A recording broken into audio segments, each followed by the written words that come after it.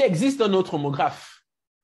Parce qu'ici, je vais simplement ajouter à ce que j'ai déjà dit des éléments nouveaux, vous allez comprendre. Il existe un autre homographe pour le mot de la trappe, du piège, qui est le verbe purger. Vous observez, c'est le même verbe. C'est le même mot, mis à part le déterminatif, en fait, qui change. Mais c'est le même mot. Ça signifie que ça se prononce de la même façon. Le mot en perspective ici pour l'idée de purger, c'est quoi? Ce mot, le voici. Je vais d'abord rappeler le nom du piège. En bambara, on dit pégué, c'est piège, ruse. En poulard, pégué ou feg. Heurter le pied, trébucher dans l'idée de tomber, c'est-à-dire de piège, rencontrer une adversité. C'est comme ça que le poulard rend compte de ce mot. En fodonon, alors ce sont des langues principalement sénoufo. On dit figue pour signifier blanc. En kouflo, filige, blanc. En afara, figue, c'est blanc. En bambara, on dit yepege ou yefege pour signifier l'albinos. En dougoubéré, chez les sénoufos, on dit yafigue pour signifier blanc. C'est-à-dire même le blanc, l'homme blanc. D'accord? C'est comme ça que c'est rendu. Alors, il y a des éléments beaucoup plus importants. D'ailleurs, je pourrais vous lire ceci parce que je ne l'ai pas noté, mais je l'ai en note. C'est le dictionnaire sénoufo. Je vais vous donner la référence quand même. Dictionnaire sénoufo français, le Thiébara, parlé en Côte d'Ivoire. Ce sont les sénoufos qui ont ce mot. Vous voyez, par exemple, ici en fodonon, on va dire figue pour dire blanc, en kouflo, filige. Mais c'est le même mot, d'accord? Et le Thiébara, qui est une variante du sénoufo parlé en Côte d'Ivoire, utilise les mêmes formes. Alors, je vais vous donner simplement la liste, vous allez voir, c'est très riche. On dit filige ou filigi, être ou devenir blanc, pâle, tirer sur le blanc, blanchir. Maison, cheveux, personne, tête, barbe, tissu. OK? Être clair, distinct. Être, devenir ou redevenir clair, réapparaître en parlant d'un astre éclipsé ou après le passage des nuages. Briller fort en parlant de la lune ou du soleil. Être clair, explicite, net, sans équivoque, vrai. Explication, parole, affaire, sujet. Être honnête, franc, juste, sincère, dire la vérité, se comporter honnêtement.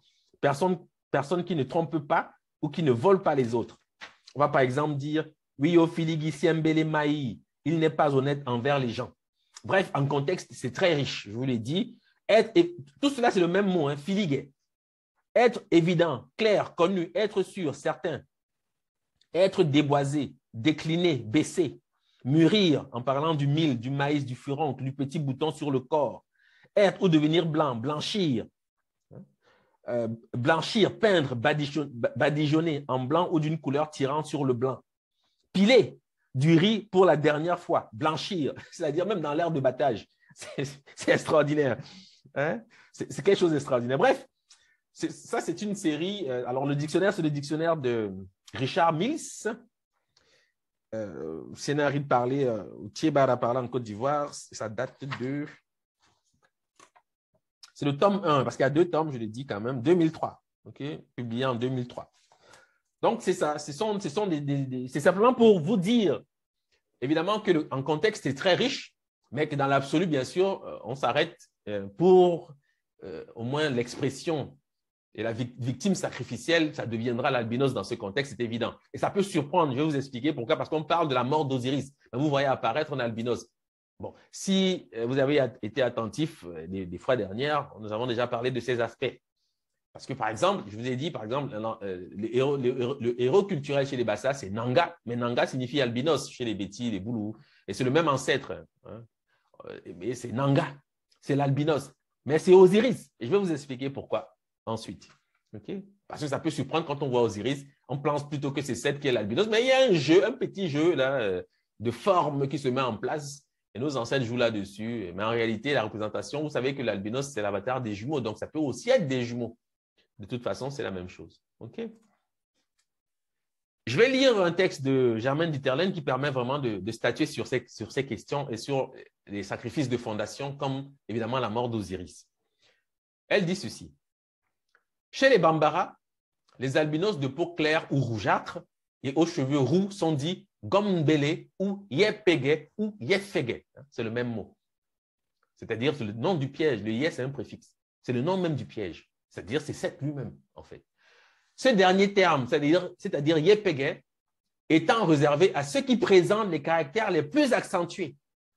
L'albinos est censé naître de rapports sexuels ayant lieu au milieu du jour, lorsque le soleil est au Koblenkaba, ciel de la colère de Pharaon, fait qui constitue une grave rupture d'interdit.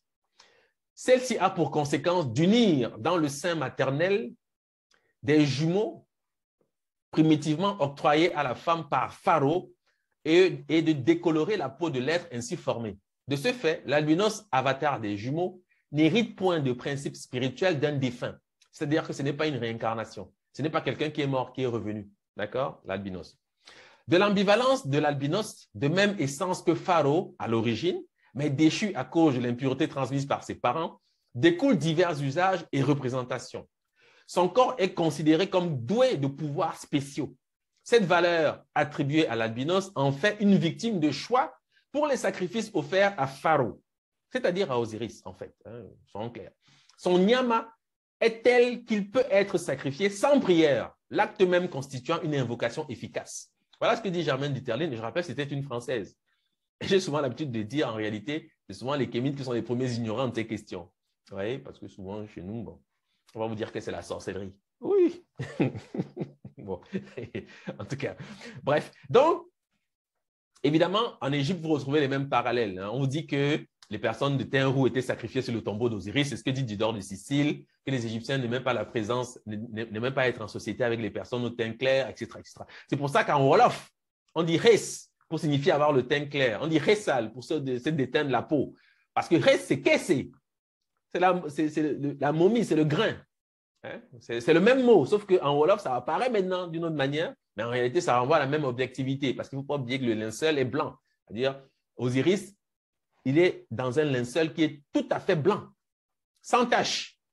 Il ne faut pas l'oublier. Et vous devez savoir aussi que l'animal du sacrifice, le mouton du sacrifice est toujours blanc. Il peut avoir quelques taches, notamment au front et parfois sur les côtés, sur les flancs, ça dépend où. Mais l'animal de sacrifice est toujours blanc. Comme son saka, c'est-à-dire le mouton du sacrifice. Son, c'est le sacrifice en bambara malinké. OK, donc, toujours blanc. Ça, c'est important. Voilà, donc ça, c'est pour que vous sachiez bien ce qui se passe en réalité. Parce que derrière le mythe, Plutarque le raconte sans vraiment le savoir. Ou alors, s'il le savait, bon, il ne savait pas tout à fait. Mais la vérité, c'est que les mots ne mentent pas. C'est-à-dire, des siècles, 3, 4, 5 millénaires plus tard, on retrouve les mêmes mots. Ça veut dire que depuis la formation de la passion d'Osiris, qui date d'avant les textes des pyramides, parce que dans les textes des pyramides, ces éléments sont déjà présents, mais ça n'a pas été inventé au moment où on bâtissait les pyramides. C'est-à-dire que les langues africaines n'ont pas tellement évolué. C'est-à-dire que si un pharaon arrive aujourd'hui au Mali, là, il va comprendre ce que les gens sont en train de dire, il va même les corriger, il va dire que non, on dit ça, c'est pas tout à fait comme ça. Voici comment on dit ça. Parce que les hiéroglyphes, là, c'est ça, ce sont ces langues-là, ce sont les langues malinké, bambara, etc., dogon, etc. C'est pour ça que ça apparaît encore de cette façon.